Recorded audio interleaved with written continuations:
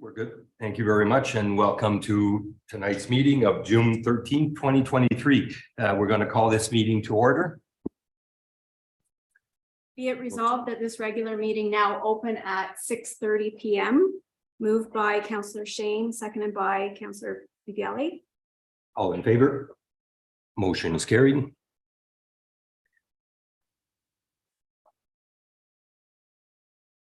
Maybe we could do this after if it goes quicker.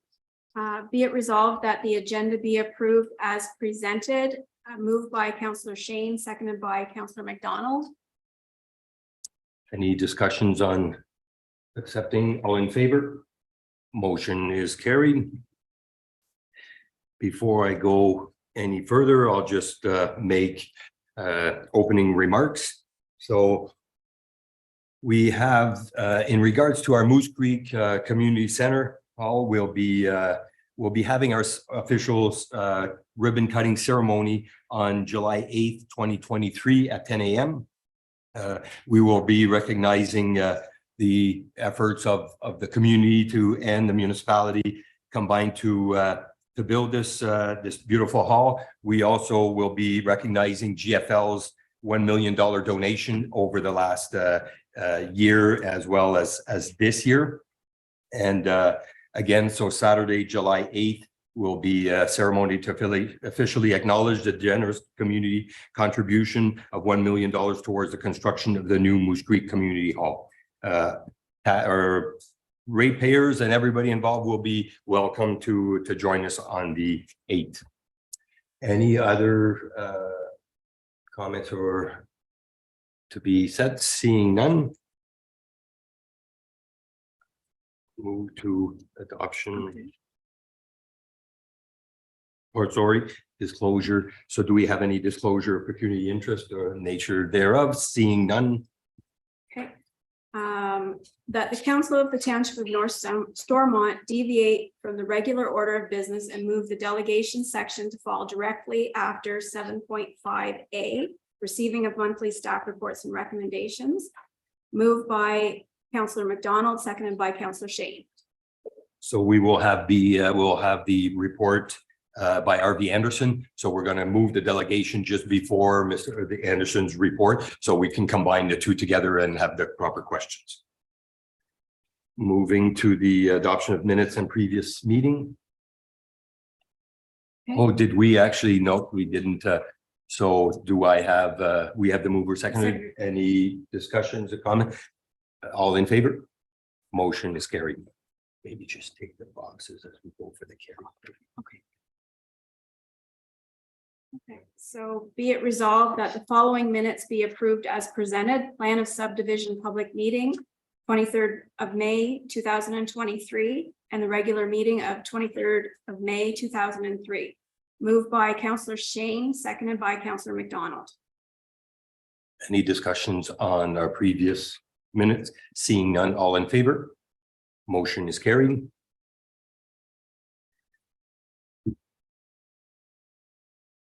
So number 8, do we have any adoption of minutes of committees and local boards?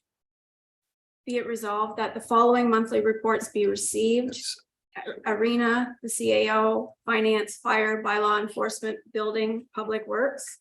Moved by Councillor McDonald, seconded by Councillor Bigelli. Any discussions in regards to our reports? Go ahead, Deputy Mayor Densham. Thank you, Mr. Mayor. Just on the CAO report, thank you for that report. And the mentioning under the category strategic plan, the EDO position, if due process is completed.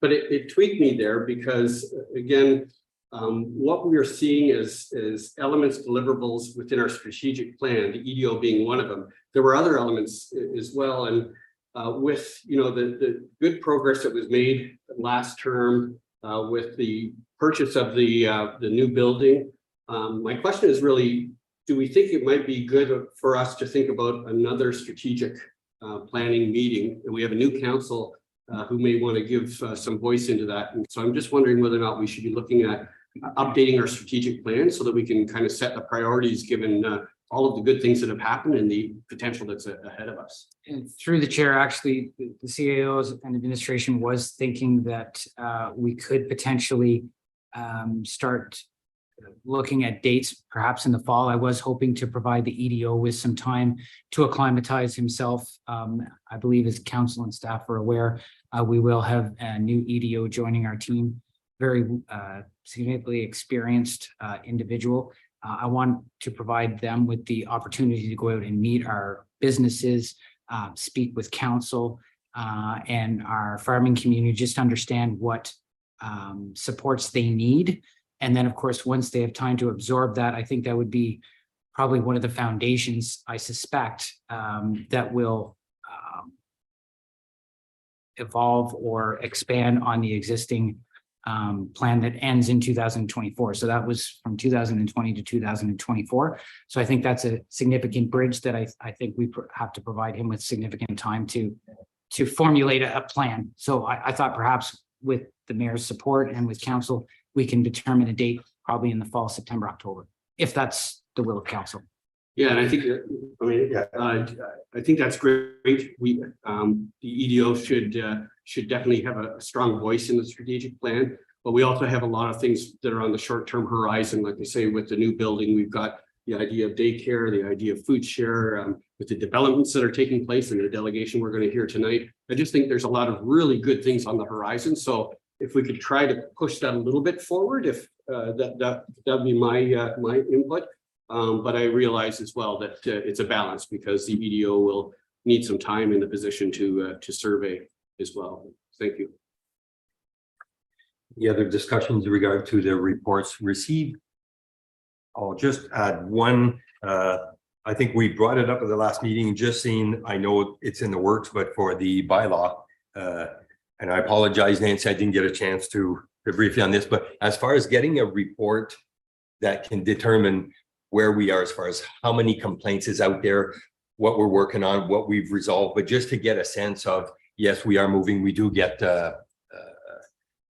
often emails as elected officials stating that certain areas. So if we had a better read of a chart similar to Andre with the building and where we're at overall in the scope of, say, this month and over to date over the year. So it's something maybe we can work on and discuss further for the next. It should be ready. Should be. So for this one, but it'll be ready. Okay, I seen it was being worked on, so Yeah. I'm glad to hear that. So with that said, we did get a mover and seconder, so all in favor of accepting the reports? Motion is carried. That council receives the minutes from the SDG Regional Waste Management Group for information purposes, moved by Councillor McDonald, seconded by Councillor Bujelli. So with that, before we go to questions, possibly Blake, did you want to maybe just get a little verbal insight as to where you feel where we are in regards to the report?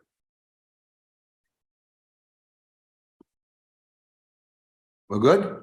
Yep. Yeah, basically, since the last report, we looked at different options of as a group of SDNG municipalities in the city of Cornwall. We don't have any further information on the transition of the recycling program yet. But as in the report, like we discussed about joint tendering on landfill monitoring, which has a view from all the different municipalities. Everybody's kind of unique, where we came to the conclusion that there's really no cost savings there, because with the monitoring of the system, what happens too is the history of the system with the ministry and the correspondence that our engineering firm has to communicate with the Ministry of Environment and whatever it's called now, parks and whatever. Anyway, and my close two sites compared to North Dundas open site and a site, different ones are closed and open in different municipalities. We didn't see any value. We did comparisons on dollar value and looked at the overall scope of each municipality, what they do at the landfill sites. And I'm at a lower price because both sites are closed. North Dundas have an open site. They go through an expansion. So we thought right at this moment, until we get further in depth into the research on all the stuff, that we won't proceed until we see something viable that's a cost savings to municipalities in this group. So there hasn't been a lot going on until we get a handle on what the government is telling us, the transition in Toronto and area for the recycling program starts July 1st. So basically we're going to get a lot more feedback as this transition goes on to see what's happening.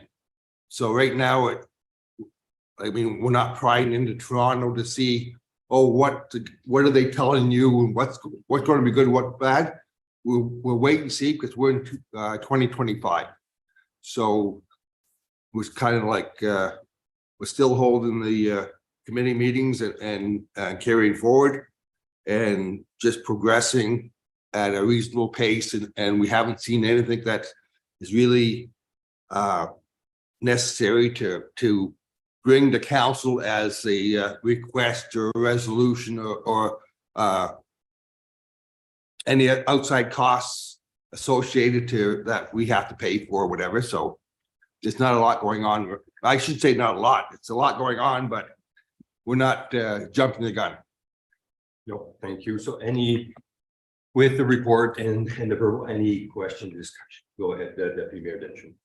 Thanks, Blake. And kind of what you were saying is, I think what I'm reading when I look at the minutes is there's a lot of different things that are going on around us in terms of the different activities that the different municipalities are responsible for, et cetera, et cetera. I think thanks in part to you and your department, we have a pretty good history, a pretty efficient process that's running right now. And I think ours is, we just want to make sure that as we move forward with this group, that it's upside for us. Yeah. We don't want to be lassoed into something that may actually take us off course of some goodness that we had. So it's really just a comment more than anything. I think we're in a good position as a municipality right now.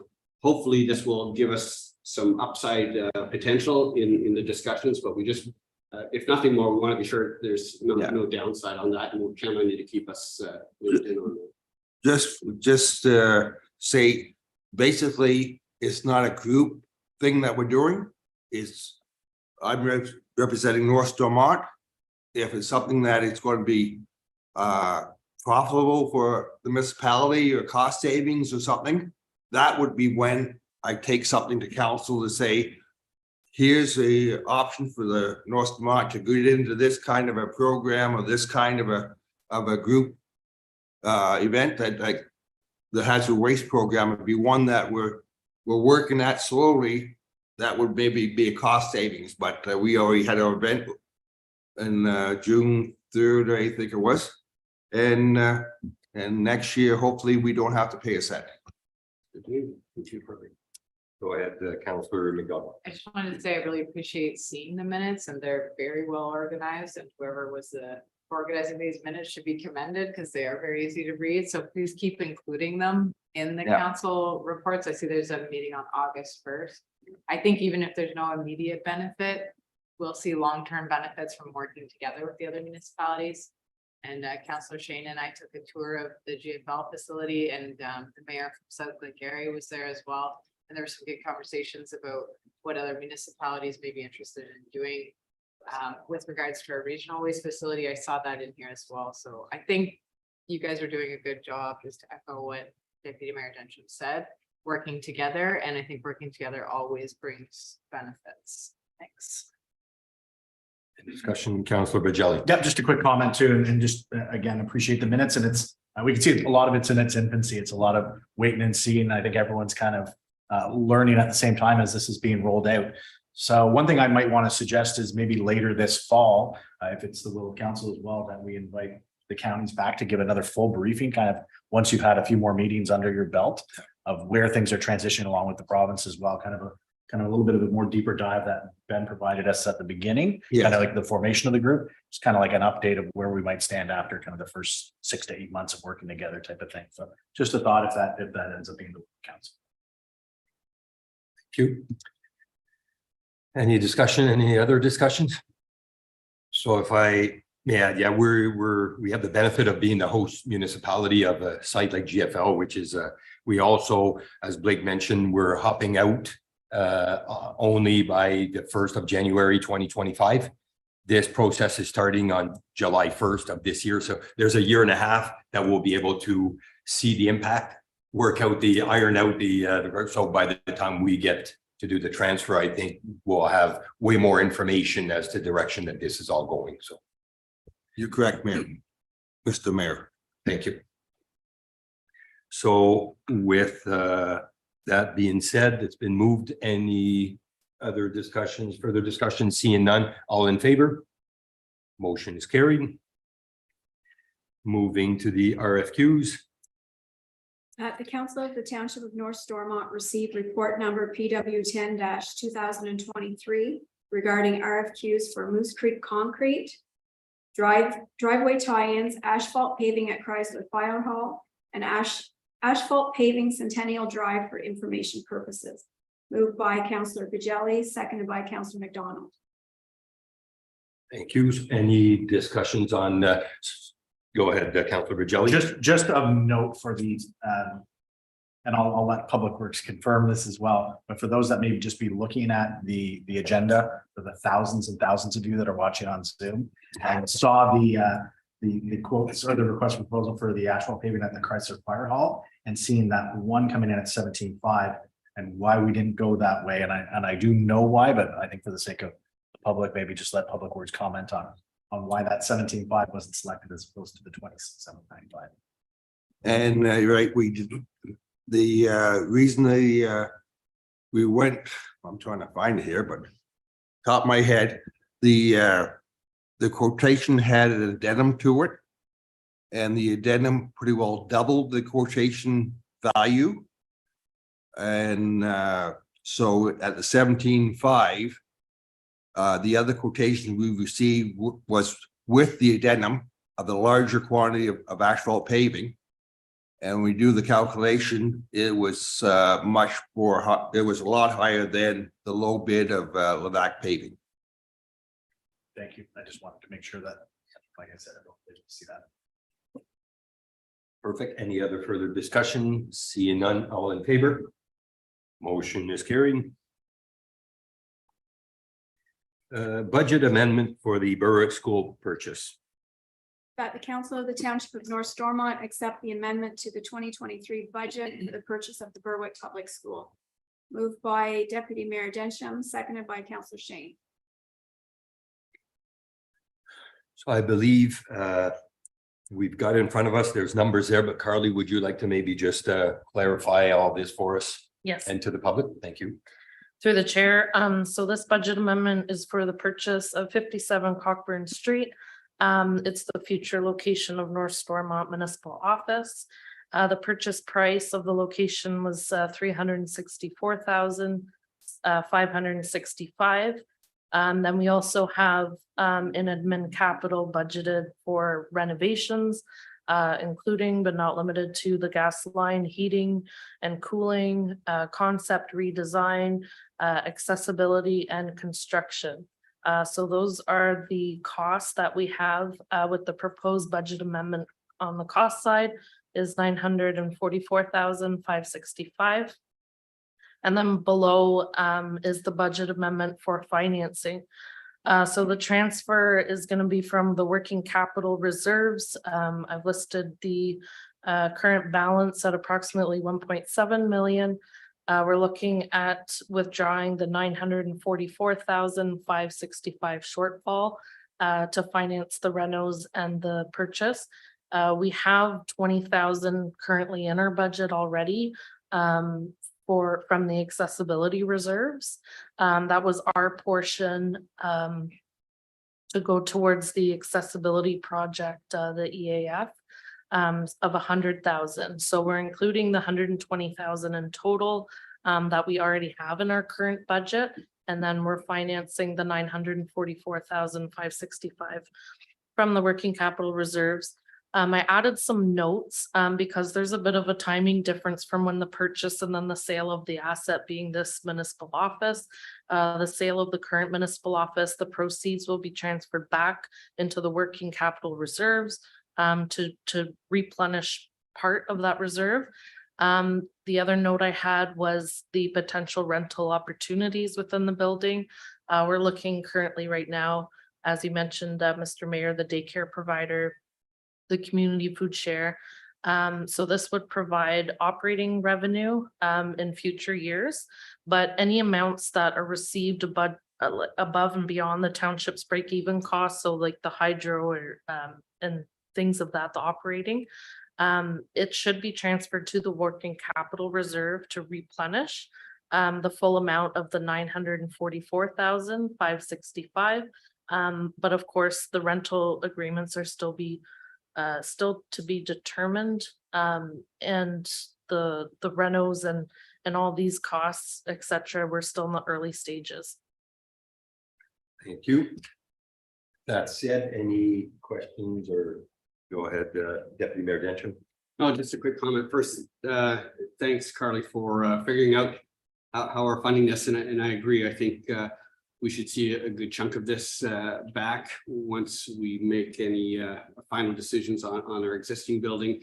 And I just wanted to say that potential tenants are actively looking at the building right now and envisioning. So that's a good sign as well. So I think it's going to be an exciting time, and again, hopefully we'll be able to minimize the budget on here, but actually even at its face value, in my opinion, it's a good investment. But the fact that we'll be able to get money back, I think it just makes it an overall positive move. So I'm really looking forward to it. Thank you.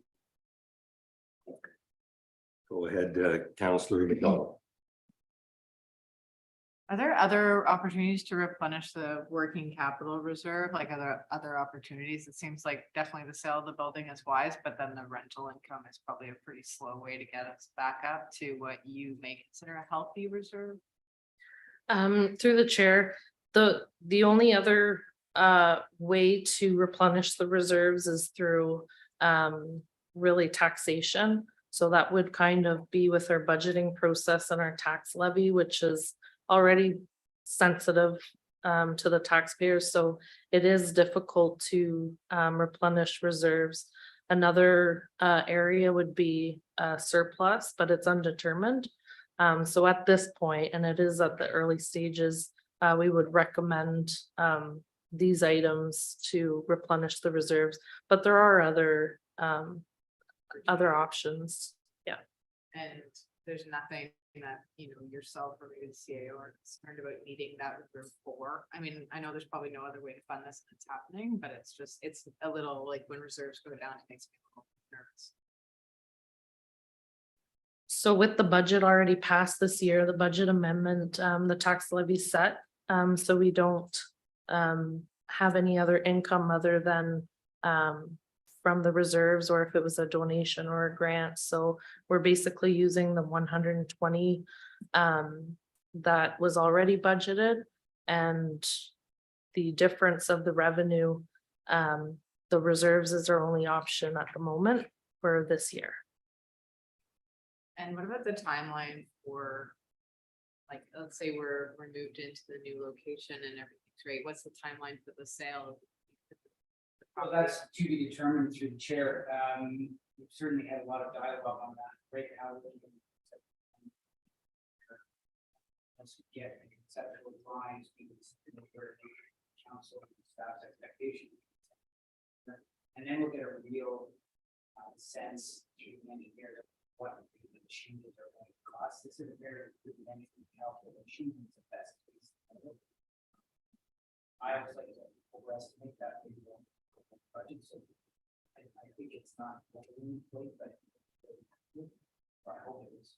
And we have had dialogue with real estate agent ready to for the sale of this location. But right now it's premature to determine when it will go up for sale. We have to understand how long it will take to have the other office ready so we can transition there and then this. But I think it's going to be a very attractive location. The garage and the side of the property is built, and I think we'll have. Great, thank you. Go ahead, Deputy Mayor. Oh, that's okay. No, just another comment regarding what Councillor McDonald was talking about. Thing is, we're June, July right now. By the time all of the quotes and everything come in and the design and the accepted design and start doing the work, I'm not sure that we're going to exhaust, even if we were to accept this, I'm not sure that we would even exhaust this by year end. So I'm hopeful that as we look at next year's budget in terms of replenishing capital, and I will say, I think the CIO has also been looking for other grants to potentially fund some of the work as well. So I'm hopeful that we're not leaving anybody short, let's say in the short term with this projection. And then when we come to next year's budget, we're really almost saying this is kind of a quote of what we need to look at. And then as we move into considering next year's budget, hopefully we'll be able to quickly recover from that as well. And through the chair, you're correct. Brad mentioned I have discussing revenue streams. And our excellent staff already done some of the like get this. Just have an idea, have a realistic now for say right now some factors should be seen like in the long run. And how much it will cost to get. So we have some of these general costs in mind. Appreciate Lady Margaret. So again, I think we've done our homework, but yes, you're right. A lot of way to get into that. Questions over there. So if I may defend a little bit our action. So this school, we had the opportunity, we needed to move. It was after our budget was already passed to buy a 15,000 roughly square foot building for 357,000. We could not miss out on this opportunity. And I think we will work out the quirks as far as this building being close to some part will be cost recovery as far as the sale and the purchase. As far as renovation, it's very cosmetic. I don't think there's a lot of engineering needed to be done. It's basically dividing walls. It's not any big engineered demand that would be coming forward. So with this building being at capacity, I think our new building will become the hub with respect to services that we potentially are looking at bringing in. So the daycare are showing some interest. I believe that surveys have been, or are they going out? Through the chair, I caught the council just kind of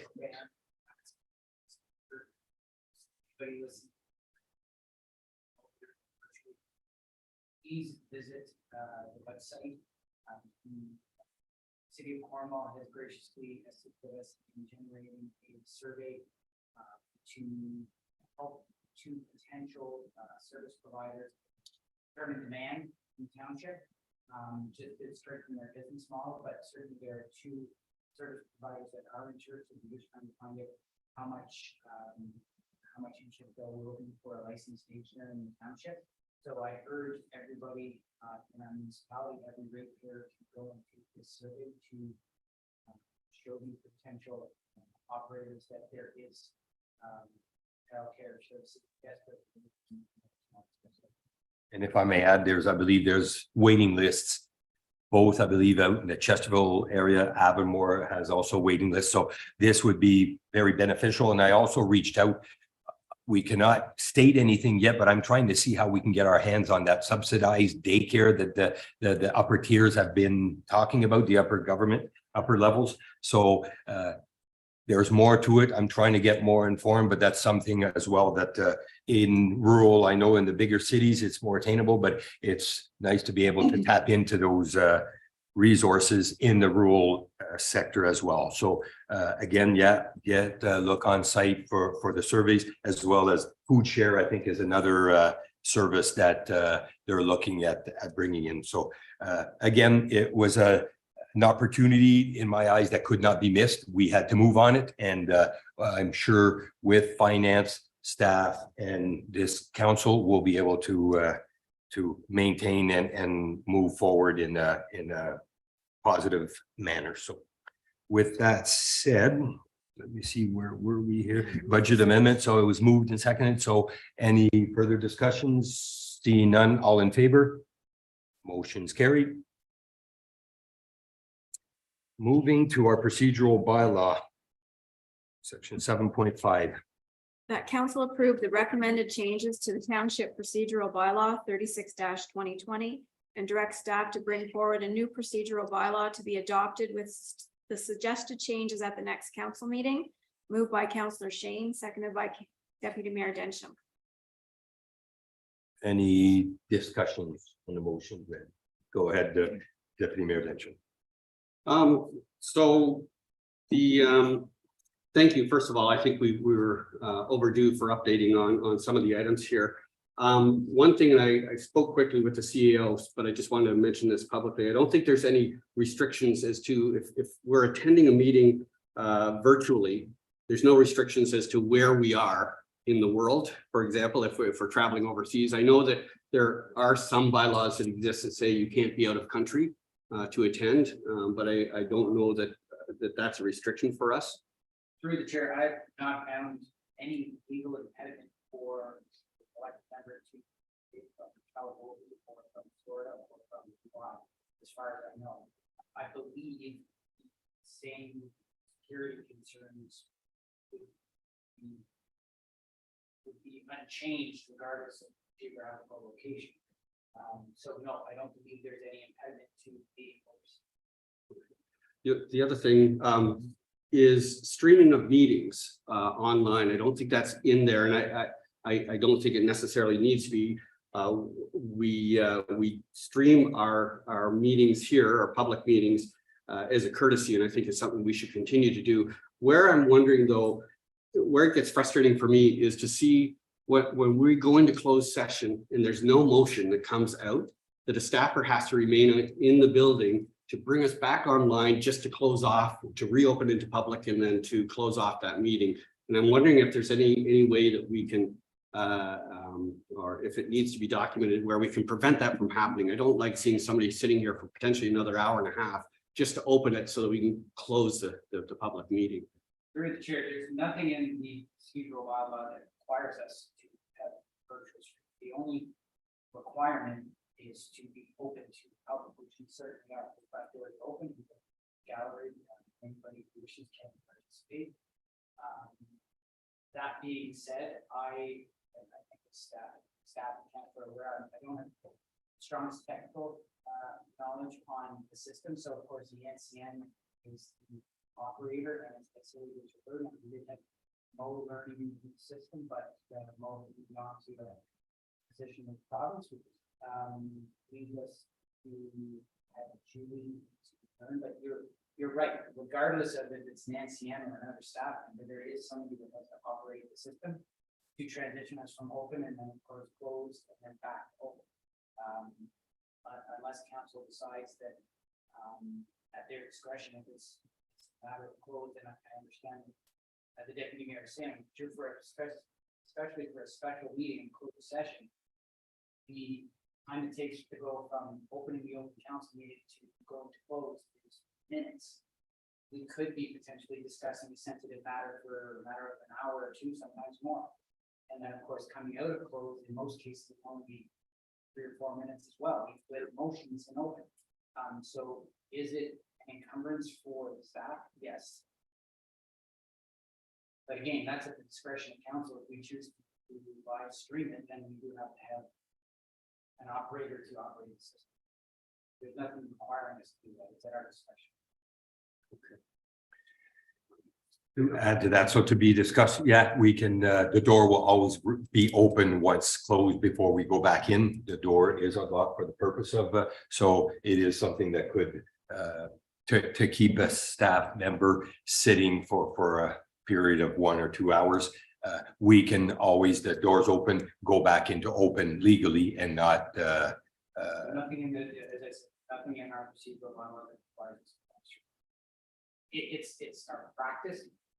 Towards the pandemic. Nothing requiring us to file. before I move, I'll go to, right side, go ahead. I'm actually going to piggyback right off these two comments and kind of offer my insight on that as well. I think the idea of live streaming it is great. I think we should continue to do it. I think it leads towards obviously new technology, but also for accessibility issues that people may not otherwise attend council meetings. I think there could be a simple fix here. Technologically, it's very cumbersome as well in the fact that people that are watching online or through Facebook get a notification saying that North Stormont Township is live. They click on it and it's just a black screen and people can't figure out why it's a black screen for an hour. So it really is, Facebook is, the algorithms are telling people that we're live when we're not. I think an easy way around that would be, being that we do go into close typically at the end of our meetings, is that we just basically let the public know at this point, we will be going into close and the live stream will be ending. At that point, we've let them know. There's nothing else to follow up on that point. Procedurally, there's nothing we really need to add other than just making the comment that the live stream will now be ending. And I think that kind of solves that problem. Chair, Kelly does make a point that once we come out of the close, we will not stream. The doors are always open, so any member of the public can wait and come in and to. And the second point, just on Deputy Mayor Denham's point about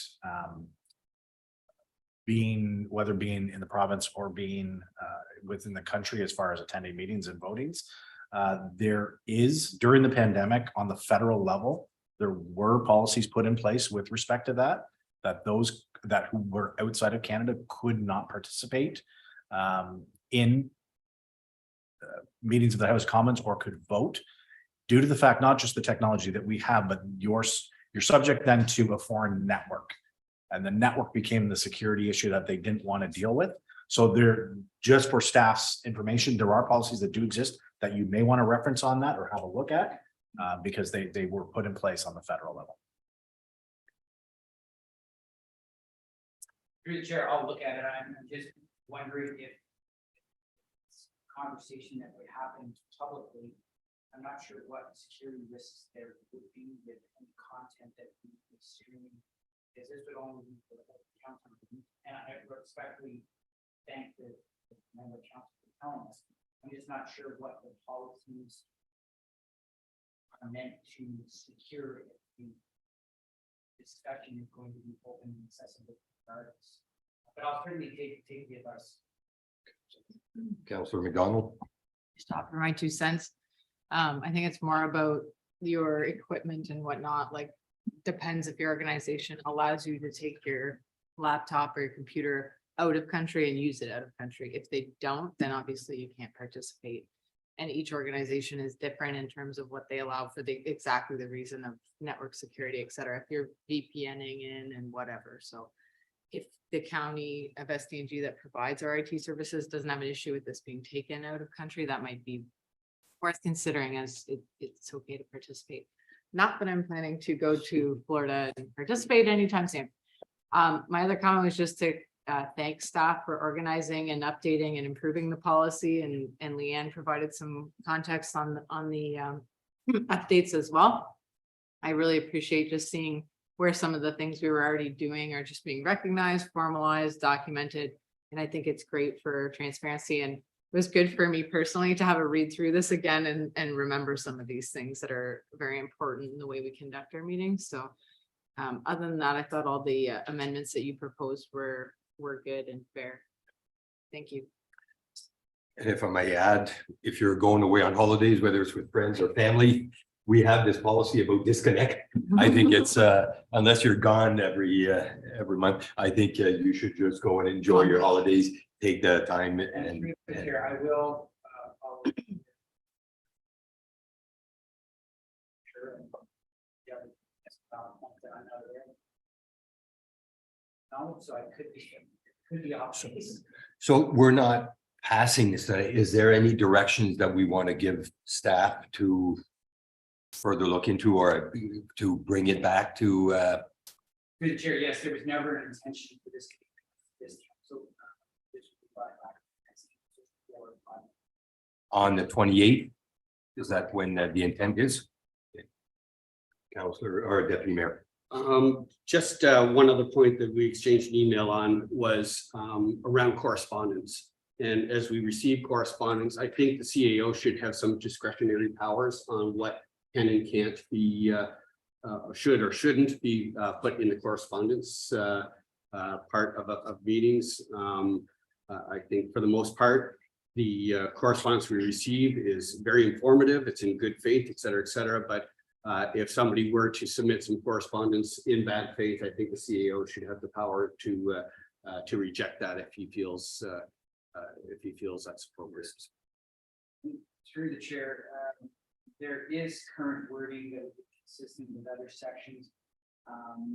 In current bylaw regarding delegations, so I would suggest that for consistency and fairness and an objective guideline on criteria on what would constitute acceptable rationale for the CAO to use correspondence. We can certainly add that and it would be available to council to review. We will add that in, but it will be a simple regurgitation of where the are on delegation. So is this motion just to accept the report? Yeah. So seeing no further discussions, all in favor, report, motion's carried. So we're gonna jump now to just 7.5B. So I will ask, I believe, is it Mr. Lafleur that's gonna present? So we'll ask Monsieur Francois Lafleur from EVB to potentially you could go over and turn that mic on. It should come up red there at the top. If was that one on, Nancy?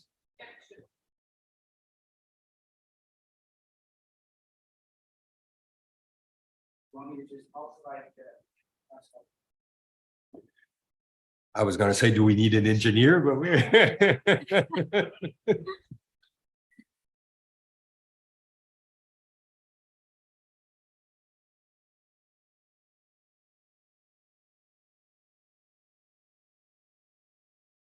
Thank you for the introduction and thank you for having us on short notice. This was a late addition to the agenda, as you all know. Just to give some background, so my name is Francois Lafleur, I work with EVB Engineering. Personally, I have 15 years experience working on subdivisions, road reconstructions, such projects like master plans. We do a lot of work for townships, a lot of work with developers. Specific to this project, we were approached about a little over 2 years ago by the developer who is present here tonight. We're looking at purchasing some property. We looked at the feasibility of it. We then approached township and we had some early discussions about potential for cost sharing of sanitary sewers. And the whole reason being, like our property cannot be serviced by the existing pumping station. So we have to do a new pump station regardless. And there is an opportunity to take in some of the existing township sewage into our new pump station, which would alleviate or would remove or free up capacity at the existing pump station. And then the trade-off is we would ask for cost sharing from the township. In the amount to be determined that we did have, based on like flows that we had calculated, everything is conceptual in this report. And this is an excerpt from the servicing report that was submitted along with the draft plan application for the property. So yeah, we were around 8.52% of the capital cost of the pumping station construction, along with the force main and all that. Yeah, thank you. So yeah, we've had multiple discussions with staff. We fairly, I think the idea was fairly well received from staff at the time. And then there was a memo prepared by RV Anderson, which will follow this presentation. They reviewed the different options that we've been kind of throwing at township staff, and just here's an idea, here's another idea. Oh, what if we do this instead? So there's been some back and forth. Essentially, like I'm sure you've all read it. The recommended scenario is number 3, which is essentially no cost sharing. So we would be responsible for our own pumping station. We take care of our own development, and then the township would take care of its own thing. And we're kind of disappointed in that recommendation for the simple fact that we think there is a long-term benefit to the township. It's cost sharing for us, obviously, like it would help us financially. But when we look at the long-term growth for Chrysler, medium to long-term, and Finch too, because Finch does drain into Chrysler, which then goes into the lagoons in Chrysler. It's very much like it's a small cost now to allow for larger savings down the road, essentially. And we've had some discussions with with staff, like as I said. One idea we had was I know spending money on such matters is always a touchy subject, like it's taxpayer money and all that.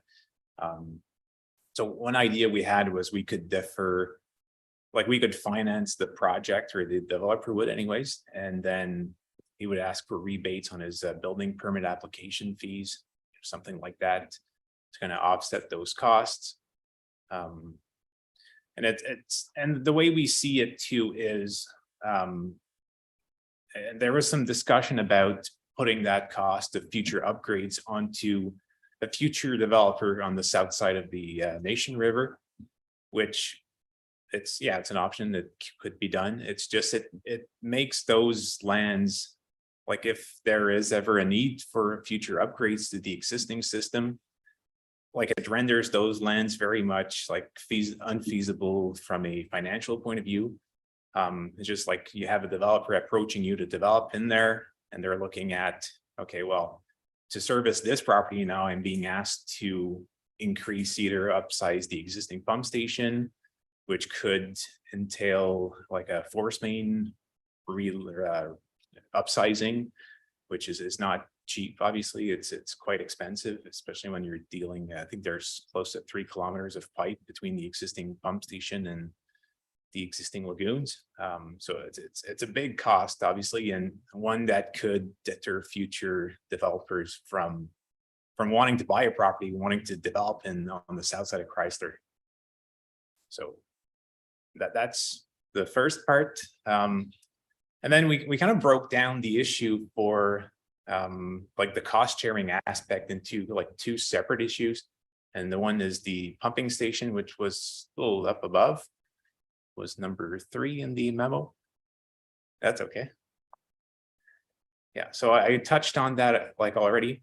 For the pumping station, it's easier for us to just do our own thing. So we could design it just for our own flows, which would be close to, like we have like a property that we are seeking draft line approval for. And there's also land to the north that is also owned by the developer, and that could be a part of a future development. And we have a property south of us too, which is owned by Mr. Blanchard, and we are working hand in hand with him.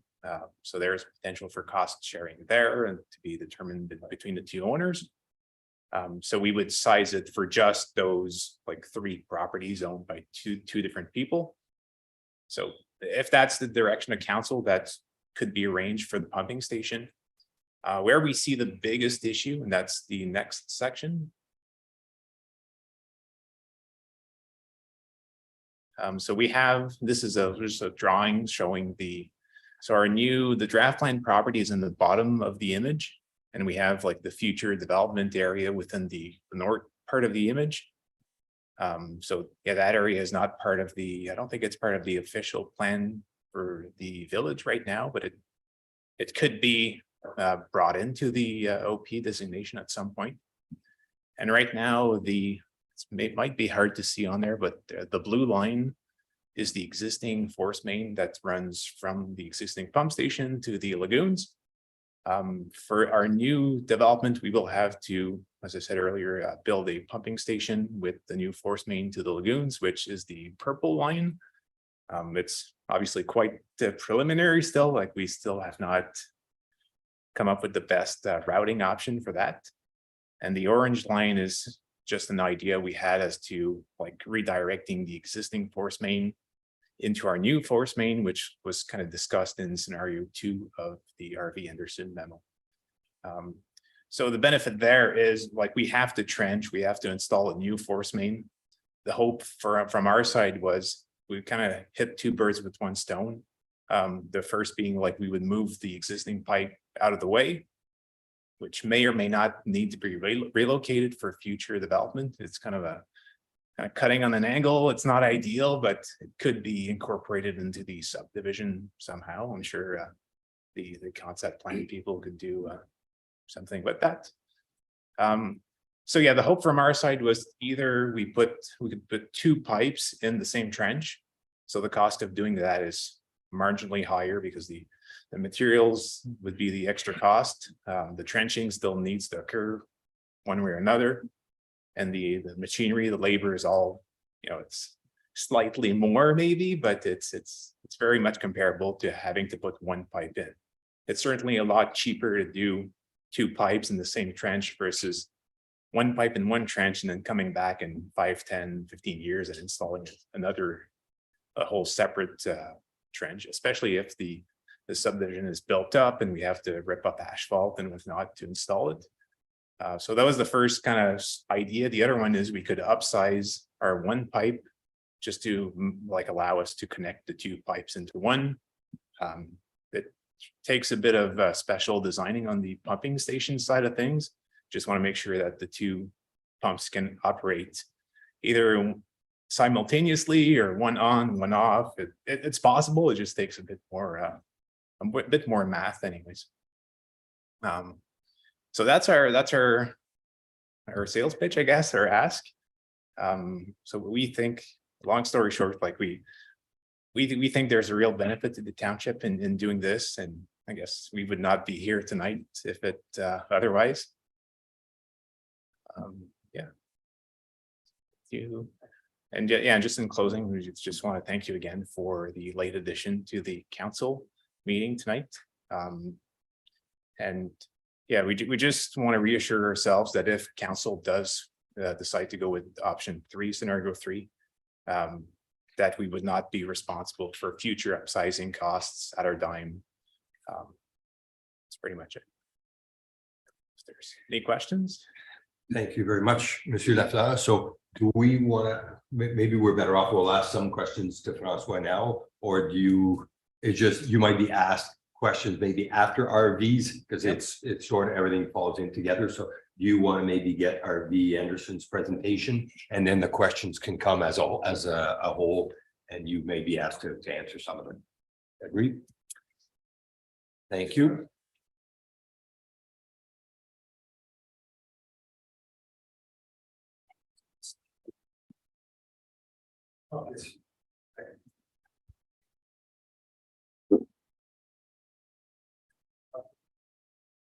I don't get to stand at the podium. I'm myself very involved in this process, so that's why I'm here. And sorry, I didn't get your name. Yep, no, my name is Trevor Healy. I'm from RV Anderson. We were retained by the township to help in the review of the subdivision plans from more of an overall view. We weren't doing the nuts and bolts review of the pump station and things like that, just those options as Francois just presented. It should be noted what we were asked to do is sort of take a step back and look at what some of the bigger plan or bigger picture things might be for the township. But it should be noted there isn't a current master plan for the servicing of the communities here. So what we were trying to do was look at how we could keep options open for the township without knowing what the bigger picture solutions might be. While it's certainly appreciated, and it is great that a developer is working with you guys to come up with solutions and flagging things, which they wouldn't necessarily have to. They could just say, here's our development review. We'll build our own pump station and away we go. But they have been working with the township staff to come up with these scenarios and ideas. And I think where the staff was struggling was without a master plan with which to guide their decision-making process. So we had worked on a master plan a dozen years ago for the township for these things. And some of the options looked at were other solutions such as equalization storage and other things that could give you capacity without upgrading pump stations and things like that. So the crux of our recommendation to not participate in the cost sharing at this time is sort of in recognition that there isn't an overall guiding master plan that would help you decide that this is something that will happen in 5 years or 30 years from now, where this needed twinning of the force main is needed. So we looked at it more from a risk analysis point of view of, in looking at the current capacities of the system, how soon is it that development would require this type of upgrades? And without undertaking a full master plan, saying what are some other ideas that can happen that the township can undertake to gain that capacity without locking into something that may or may not be needed in 5 years or 30 years, as the case may be. Certainly that response might have been nice in advance of the meeting here today, that we could have had a discussion, but this is the first that I'm seeing this. So we're in a position of not quite defending our report, but I guess explaining the rationale behind it.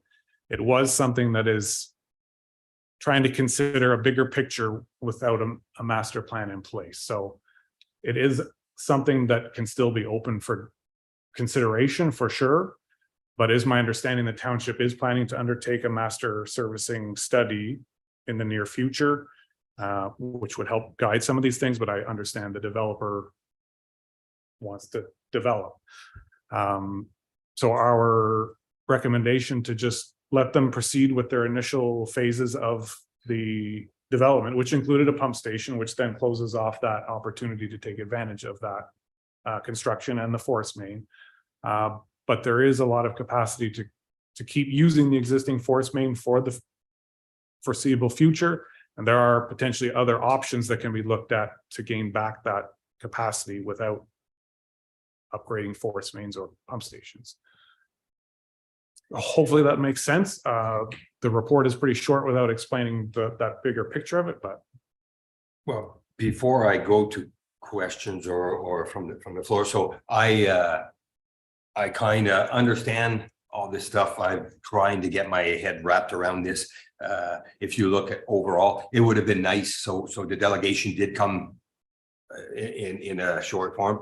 We never got a chance to talk, and that's where I'm very common sense. And I want to sort of see, so the different aspect of how the economy, or I should say the development, has evolved in North Stormont in the last, so it was pretty stagnant for many years that we weren't now with its kind of change, which is something to at least to consider. My only biggest issue I have with this is what was presented to us was basically option 1, 2, and 3. What I like to see is dollar value. So option 1, which is the pumping station, I know that could be, but option 2, which is the force main, I would need to know, are we looking at this amount of dollars? Are we looking at that amount of dollars to really get a sense of, if we look further down the road, like our capacity as far as this force main that we have now. So there's not an overwhelming development in Finch, but they're still hooked onto our lagoons. So that potential any new builds, and there is small projects taking place in Finch with a few developers. With that being involved with the development that's being taking place in the infill aspect in Chrysler, are we, so the potential multi-units that's moving forward with the existing, there's a 4 semi-detached with 4 units involved, like that stuff, is that all incorporated, that we're comfortable that the existing force main is sustainable for the next? I speak. You can, yeah. It's like, basically, can you go back to another picture here? Can you use your pictures? I mean, we had discussion, it's in the, haven't done the reviews yet. We have lots of capacity, the force main is ours. And everyone's being diplomatic, I'm not quite that way. If that interferes to anybody, they have to pay the cost. The force main has nothing to do with their development, we have lots of capacity on ours. Never said that existing capacity in the next 5, 10, 15 years. The technology to make the system better. We already have recommendations back in 2014 that council didn't implement to make it more efficient for the force main. That would be putting a bigger wet well in the lagoon. It's very small. We upgraded the capacity of the pumps cycling, but we can gain a lot of volume. Put that force main if we can cycle a lot longer instead of having off and on, off and on. I might as well say, because I hope as well with Blanchard, your thing here and here. I mean, I want to fight tooth and nail. You do not put a force main in the middle of the road. You put a force main in ground where you can dig it up. If you have problems, you can dig it up, put the ground back in, topsoil it, seed it. We had a concern about 8 years ago because you put a torpedo through the force main and it got jammed. So, but you don't know where it got jammed. So that's why I'm going to be telling you later that these force mains are not working the road. Where the pump station is, they can access the back end. I already told for Black Shores, right? So anyway, the value, and it was very, Trevor, Don, offer the value in taking a little bit of stuff in here and throw it into theirs. There's no value. There's no value for us capacity wise, whatever. The little bit that's changing is fine. So I could have had a lot more today on it. This is last minute coming in and just throw this on. I'll stop you there, Blake, because what happens is we need, because the stage of the game we're at, we need then a subdivision agreement plan. So I'm about common sense, and we don't get at the 90th hour and look at this. So we have to, I'm gonna save the taxpayers their money. They're not due to pay for any development. But at the same time, we have to work together and have something documented, and we cannot come back now. And so I apologize for getting, so before I go for questions, I'll let. Yeah, just as one more point is, it's for the township. Last year, we'd prepared a reserve study looking at the wastewater and water systems in Chrysler, Finch, and Moose Creek.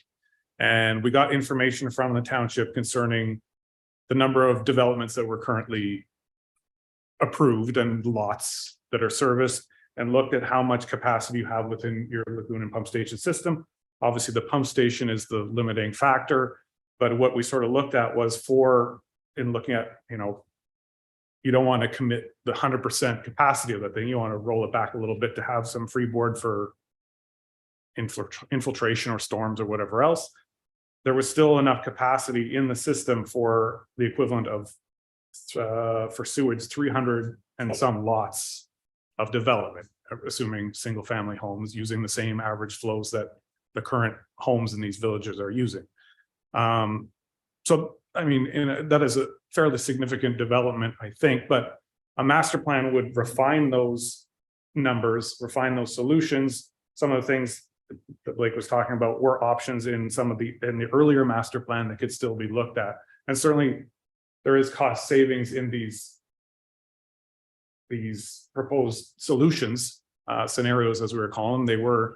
I had to number them because I know it was based on a lot of back and forth that you guys were having with the staff, and I was trying to organize it into the options. So we just got to 1, 2, 3. And just in looking at the potential value without knowing what the future solutions might be, we could end up building a force main And while you could build one and do work it into the master plan, it might be that the solution is something in the Finch pump station that gains that capacity, that you quickly get 200 houses to share between Finch and Chrysler, where the upgrades to the forest main didn't really contribute to that. So I don't know. I saw there were some other questions. I don't know if. I just wanted to clarify a point. It's not my big question. 300 units above and beyond what's being proposed right now for McBain in your capacity assessment that you Would did? those have counted in the year ago? Those aren't approved yet to this point, I guess, right? So no, those would not have been. So. And Thanks. Well, that is not.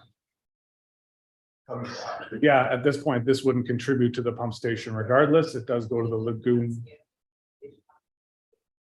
Yeah, and the pump station is the limiting element of the system at this point. Any questions or discussion from the floor?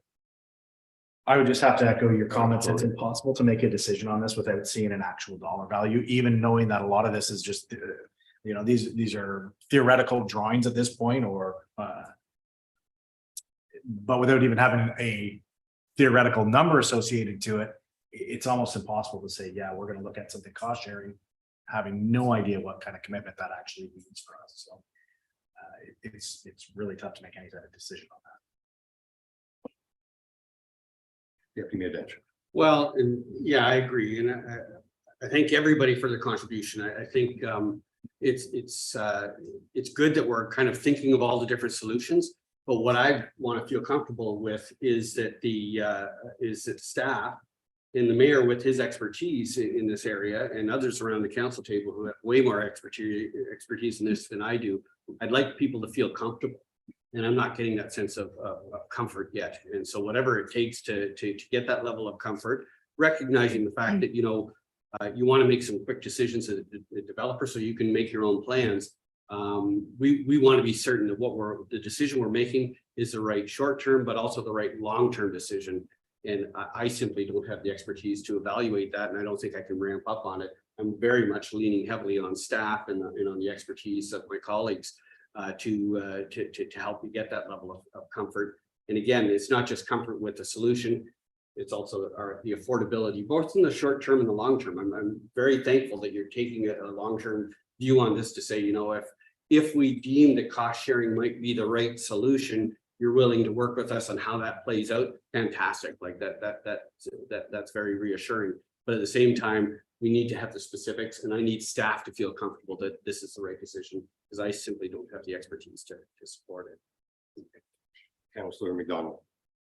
I know that there's many times I've heard about or heard staff accuse municipalities of making short-term decisions on pipe sizes. How many times I've heard that? Usually it's water, but why didn't they upsize that pipe 10 years ago? Because we could have had water in wherever, I won't say the communities. So I'm sensitive to the points that were brought up by the developer and by Mr. Lafleur that don't miss an opportunity to do something now that will save you money in the future. So I appreciate it being brought to our attention. It's not just the cost, though, that I think we need to make a decision. It's what capacity are you going to get for what cost? Like 8% equals how many homes? Is it the number of homes in Flagstone Meadows currently, or something that can allow for a comparison to be made? Because 8% doesn't sound like a lot, but 8% of the capital cost of a forest main, I don't know what that is, but it's probably a lot more than people would think it costs. So so numbers that also show us not just cost, but the value that we would get. And it's difficult for RV Anderson to prepare these kinds of recommendations without having the master servicing plan. But I appreciate that staff asked him to do so, to be able to make good decisions for the future. And we'll make the best decision we can, but I don't think we can make that decision tonight until people have another conversation about it. I feel the same, very similar to Deputy Mayor Dutchell. If I also may add before I let you say a few words, Mr. Lafleur. So in respect to Blake, you know your stuff. I understand that you're passionate, but what I'm looking here is to work with our developers to put our stuff. So I strongly believe we need subdivision guidelines to be followed, to be written down, and not just come up at but right now, there's a lot of work that's been going into in regards to these kinds of design. It's not, I feel at this time that we're saying all of a sudden, we're now canceling everything. There was other mentions earlier this week that, again, I was we're too late into the design to be even bringing this up. So that's where we have to work together, and their report in link with RV Anderson's report, and to see what, so the dollar value, like you say, about the 8%, and that Mr. Lafleur can evolve on that, is I don't know what the dollar values are to see, okay, then we can make a determination that 10 years from now, I believe I want to grow. So what we're seeing in Moose Creek right now with our wastewater, okay, is we're giving one allocation to a developer in Moose Creek.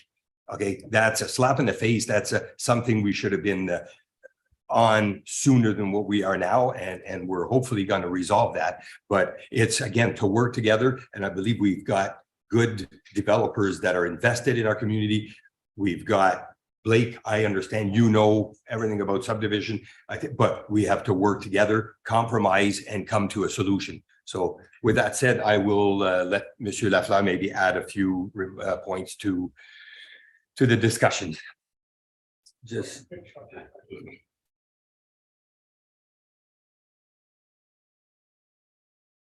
Thank you, through the chair. One thing I did not mention in my memo that I did want to mention is like back in 2014, the existing pumping station was upgraded from, it was 35 liters a second to 46 liters a second, which is like, it's still, the force main can still accommodate that. It's getting on the upper end of that, like the velocity of the pipe gets high, and it becomes increasingly harder to increase the capacity of the pump station by just adding a new pump or like a bigger pump. It's kind of like putting a Ferrari engine in a Corolla. Like, there's only so much you can do. You'll go a bit faster, but it's not. Eventually you'll have to replace the transmission and the brakes and everything else. So that's where we were coming from, and we don't know. And the part that I don't know is how much of that 46, how much of that capacity are we using up currently, and how much could be used in the future? And we're talking about 300 homes. That's a great bit of information. But just like to give some background, there was like, we saw there had been a need to increase the capacity of the pump station, and knowing that there's a lot of development occurring, that's kind of where we were coming from, just trying to future-proof the existing township system. And I fully appreciate your comment about costs. We've just been having very informal discussions with staff. So obviously, we can help prepare costs, or very high level, probably like a Class D estimate of sorts, looking at pumping station costs, force main construction costs, and the such, which, like in conjunction with RV Anderson, we'd be happy to work with the township and give you some better guidance than just we want to do cost sharing and not give you any numbers. So in regards to Mr. Henderson's remarks, so having the force main in the road, is that something that experience, is that something that you can comment on, or it sounds like valuable if you do need to dig it up versus digging up, but what's your take on the fact that it's designed in the road? Through the chair, there's options for where the force main is located. And when I said in the road, it could be in the grass portion of the right of way. Like, we do have, I believe it's 20 meters of right of way. So there is some space that we can work with. Maybe the water main goes in the road, the sanitary sewer goes in the road, the force main goes outside the road. We haven't developed a cross section, or we have, that's subject of a next meeting, I guess. But there's some flexibility there in terms of where the force main is located. It doesn't have to go right dead center of the road. We could offset it on one side, or I guess, I don't want to talk for the developer, but I don't think we want to see it go in backyards and such. Correct me if I'm wrong. This is probably debate here. Black Star wants to have right away into this, rest of this land. And I told you the other day. Bias on one side, you got houses on the other side, you get easement, you would easily get easement with buyers. Put down the back end on the ground. An easement with force main, you put it in the roadway. I work at that stuff all the time. Engineers think you can do that, fine. Cost of doing that is 10 times higher than cost of digging a plain ground. So And I also work on that pumping upgrade station. We have a lot more capacity than with working on the Yeah. station. So I believe this debate should not be happening here. So what I get is, before I go any further, any other discussions from council?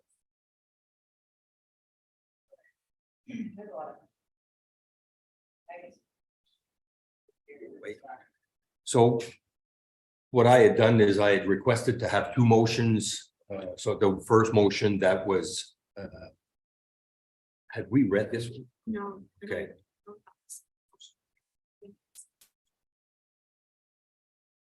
Through the chair, I believe that you can read it and you could defer it to the matters in the date for council to be considered. Giving council, staff and having everything help time to regroup and provide cost estimates, but also potential. I'm hoping some type of healthy compromise if that's available to us. I'm certainly hoping we can explore those, but deferral till I would suggest the July meeting or potentially in August at council's discretion.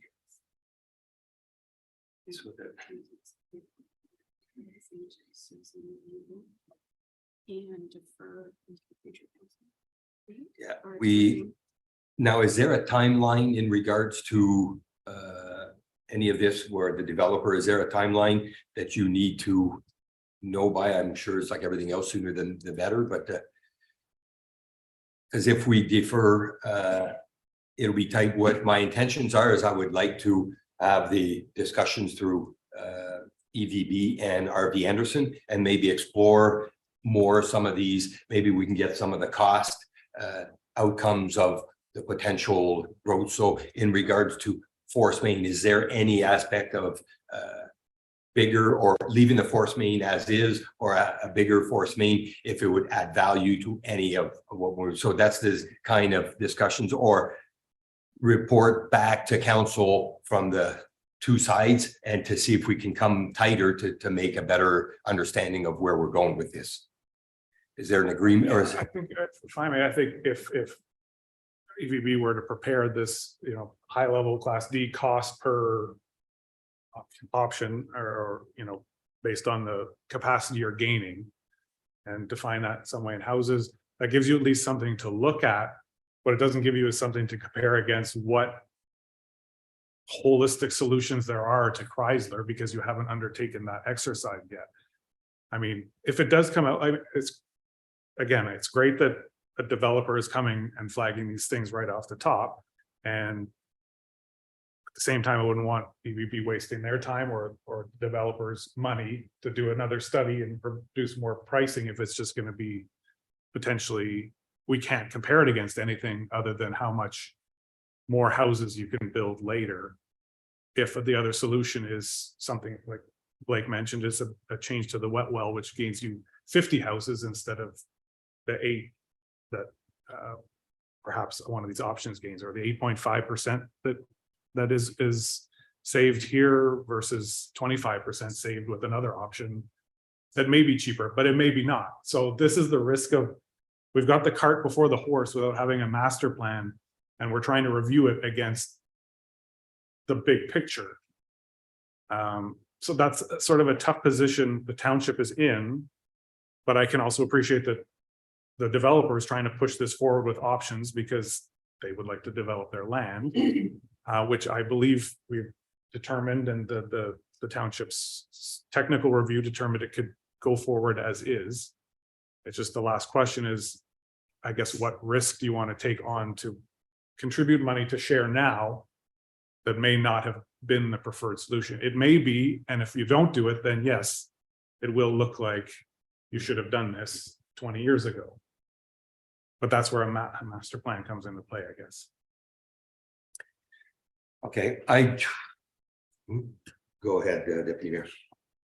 Yeah, and I think you were kind of touching on it, Trevor, at the last there. It sounds like what maybe council needs to look at is a safe solution and a speculative solution, right? Something that kind of says, you know, here's one that everybody feels comfortable pushing forward with. It may not be the developer's first choice, but this is something that staff feels comfortable pushing forward with. And then if the developer wants to augment and then give a bit of a speculative solution, and then we can have commentary from staff and RV on the risks, the inherent risk and potential. I don't know if that's an option to look at. Again, I hear where you're coming from, Trevor. It's like you need to do all the work to kind of make a fully informed decision, but you don't want to do the work or we can't do the work where we are right now. So we're kind of in a bit of a catch-22. So I don't know if the other thing I wanted to mention too, and the mayor did a good job mentioning it. I think, at least from my perspective, I want to be forward-looking, right? We don't want to be where we are right now in Moose Creek, in Chrysler. In 20 years, if we can make a decision now, I'm open to that kind of decision. I know the mayor is. If the rest of what council wants to kind of give their vision statement so that they know what we're working with. I don't want you to bang it and say, paint a really pretty picture, but half of council or the majority of council doesn't share the same vision. I don't want you spending your time doing that. But again, if that helps you guys understand where we want to go, like from my perspective, I want to see us develop more. I think Chrysler is a great opportunity and there's some fantastic work being done. And I think we can, I'd love to see the same thing happening in Moose Creek if we could. But, Last comment, so remarks that were made by Mr. Lafleur, so in regards to them building it, financing it, and then dealing with through building permits to which is a solution that's been done in local other municipalities. So I don't know if that's an avenue that we can see if we see the full number. We're not having to, might be an avenue, but it's just needing more discussions and seeing what the both sides putting our heads together. And not right now, it just seems like we've got this report that they weren't aware of. They got their report that you weren't aware of. And now we're coming into this discussion tonight and trying to come to a solution. So if we can, all this.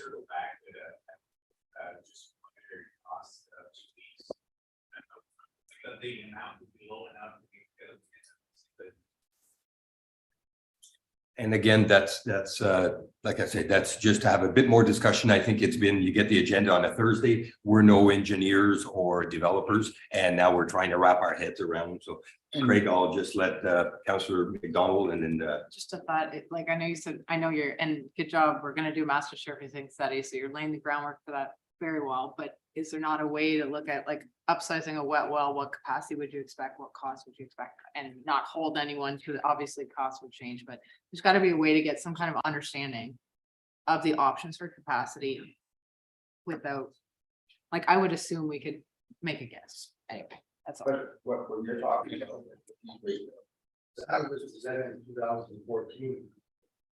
And the thing that goes on is council's got to spend money that they can do this. And so the recommendations that we bring forward, not just that most of you are new here, they brought forward before. And there's no, you have to increase the fees to the residents. Do we need the capacity today? I agree that you want to look forward. But do we need the capacity today? Do you want to increase the residents' fee to do something that has no value to the resident? And don't, like, I've been here a long time. You can sit here, nobody's listening, but you wait till it gets out. okay. So we won't go any further. So we will reread the motion. And so okay. So we will add that we will defer. So I would go to there's July the 8th, 18th. So if we go to July 18th, does that give enough time? And then, so we will defer to July 18th meeting.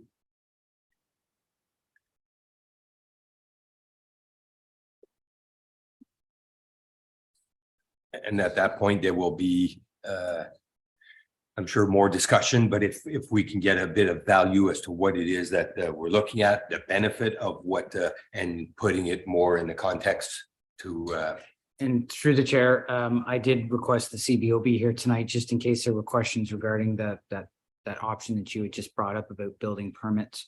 And I'll certainly request between now and the July 18th meeting that our CBO explore those potential options of adjacent municipalities. I'm not sure if it's feasible or not, but we can certainly at least explore them and have a response to council for July 18th.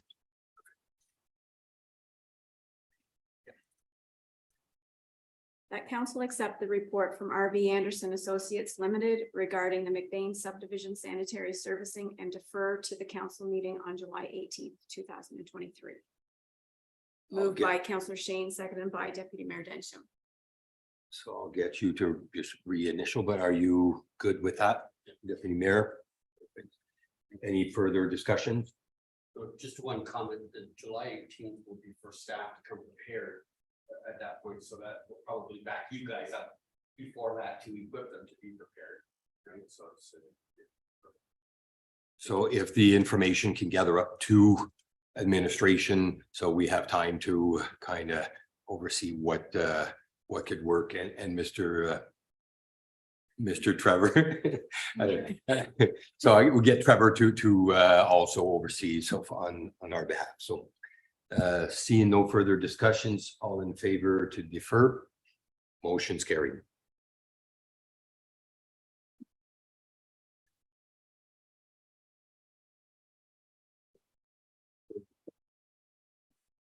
Going into the agricultural committee. Okay,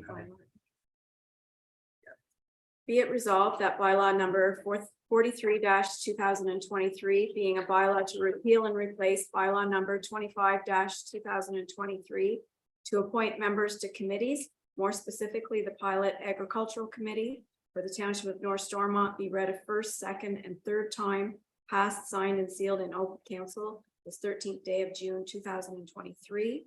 Moved by Deputy Mayor Densham, seconded by Councillor Shane.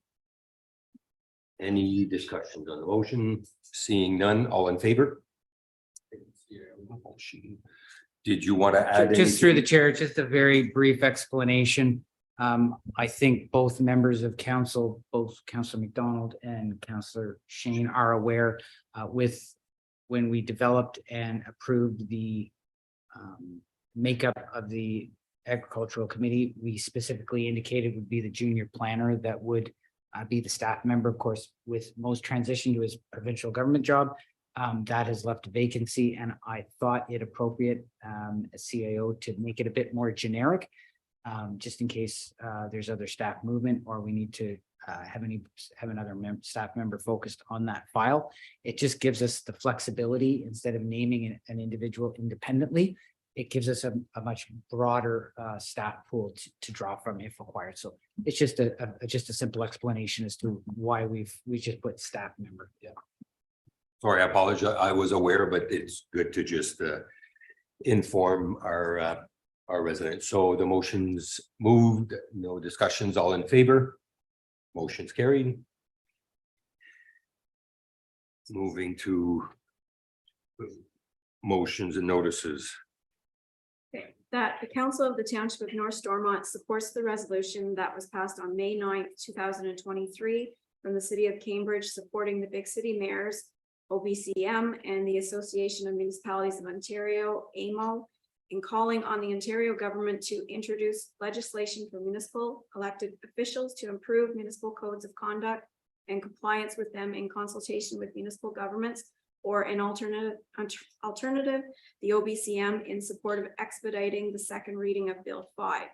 And that a copy of this resolution of support be forwarded to the Honorable Justin Trudeau, Prime Minister of Canada, the Honorable Doug Ford, Premier of Ontario, the Honorable David Lametti, Minister of Justice, the Honorable Steve Clark, Minister of Municipal Affairs and Housing, Kate Manson Smith, Deputy Minister of Municipal Affairs and Housing, Acting President Scott Pierce, Federation of Canadian Municipalities, Colin Best, President of Association of Municipalities of Ontario.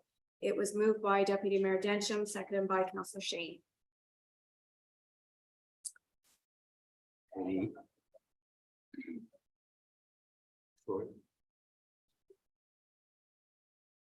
Okay, so hang on, supports the resolution passed on. But it's died on the floor. Are we asking to resurrect it? Saying, Chair, So this, this was generated at the request of council. Yes, before it died on the floor. So I'm we wondering, put a motion from AMO, from March 27th. just wondering whether or not it's a moot motion at this point or not. Yeah. We're directed to generate motion for council consideration. So this is the- Understood.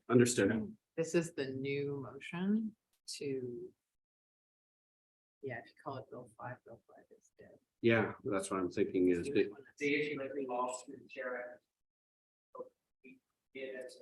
Yeah, as requested, Yeah. but now with the information that's now in front of us. can we rephrase it to support whatever motion is currently on the. Yeah. Do you know that? Yeah, this is the email solution, but maybe we could ask staff to update it for the next meeting. Yeah, I'm fine if we could update it to whatever the current line of support we can give. so do we defer? Defer, okay. Through the chair, we will try and update it, but these things are evolving on a weekly basis. Do Or we- generic, make it generic, so that, again,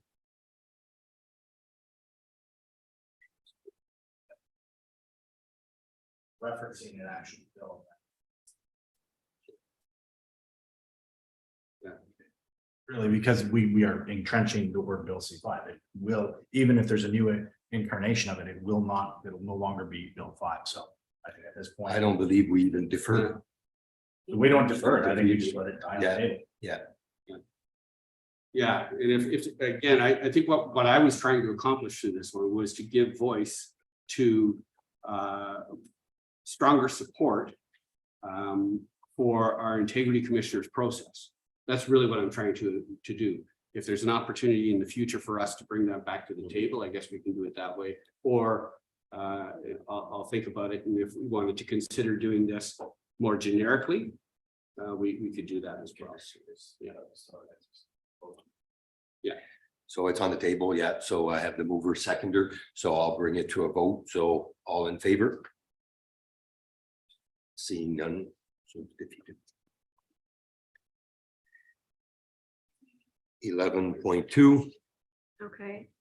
That the Council of the Township of North Stormont supports resolution number 2023-98 dated May 15th, 2023 from the United Counties of SD&G, Stormont, Dundas and Glengarry, urging the province of Ontario to pause the proposed changes to the provincial policy statement, section 4.1, particularly regarding natural heritage, and sections 2.6 and 4.3, particularly regarding agricultural lands, to reinvest the trust in local planning authorities by recognizing that each Ontario municipality has unique landscapes, different housing needs, and differing visions for local planning matter. And that a copy of this resolution of support be forwarded to the Honorable Doug Ford, Premier of Ontario, the Honorable Steve Clark, Minister of Municipal Affairs and Housing, the Honorable Lisa Thompson, Minister of Ministry of Agriculture, Food and Rural Affairs, the Honorable David Pacine, Minister of Environment, Conservation and Parks, Stormont, Dundas, Glengarry, MPP Nolan Quinn, the Association of Municipalities of Ontario, the Rural Ontario Municipal Association, the Federation of Canadian Municipalities, and the Eastern Ontario Wardens Caucus. Moved by Councillor McDonald, seconded by Deputy Mayor Densham. Go ahead. Councillor One thing, if we are going to adopt this, we would need to correct the minister's name for the Minister of Environment, Conservation Parks. It's Pacini with an I, not E. Okay. It may be moved, Councillor Pajelli. So it must be a sign of the times that by the time we get a motion to the table, the legislation has changed, but some of you may be aware that they did pause and extend the consultation on the PPS, and they have as well indicated they're taking out the really egregious part, which is the lot severances. So I think that this motion may this motion may also need to be defeated for now. Just because I wouldn't want to send all this correspondence that's very out of date and makes us look. I like think we we've don't know just done what's such going a on. good job. So that's Deputy Mayor and I will both lose our motions today. Our attention Our was intentions are very good. was but- very good, but so the motion is moved and seconded. So again, any one or who's in favor? Seeing none, motion is defeated. 11.3 rescheduling of our council meeting.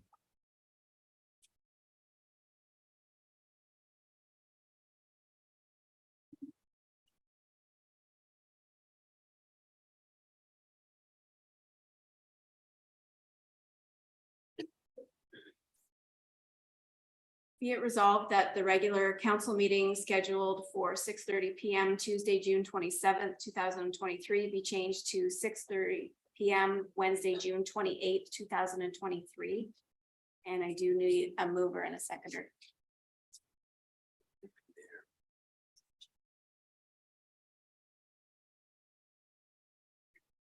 Thank you. So any discussion, all in favor? Motion is carried. Moving on to our correspondence. Be it resolved that the correspondence as listed as items 12.1 to 12.4 on the agenda be received. Moved by Deputy Mayor Densham, seconded by Councillor Shane. Any discussions or comments on our correspondence? Councillor McDonald. I was just wondering with the Winchester Hospital Foundation donation, who is that from? That was from us? No, through the Mayor Landry may want to speak to this. It was from the organization thanking the township for their donation of $100,000, $20,000 a year. Over 5 years. So we're just redonating the 20 towards the Dundas Manor, which I think will be breaking ground early summer. I think it's or early summer. Let's say this summer. And are we 3 or 4 years into this now? At 20,000 a year. If I go memory, I'm thinking 3, but Carly, Yeah. 3, yeah, so we've got probably 2 more years of 20,000 donation to go. Budget process, we have notes to say. No, not gonna- And through the chair, I'm going on memory, so I'd have to get some accuracy from finance on exactly when that was approved and endorsed. Okay. any other discussion on correspondence? Seeing none, all in favor of receiving? Thank you. Motion's carried. And yeah, ratification bylaw. Be it resolved that bylaw number 44-2023 being a bylaw to adopt, confirm, and ratify council's actions at its regular meeting of June 13th, 2023, be read a first, second, and third time, passed, signed, and sealed in open council this 13th day of June 2023. Moved by Councillor McDonald, seconded by Deputy Mayor Densham. All in favor? Motion's carried.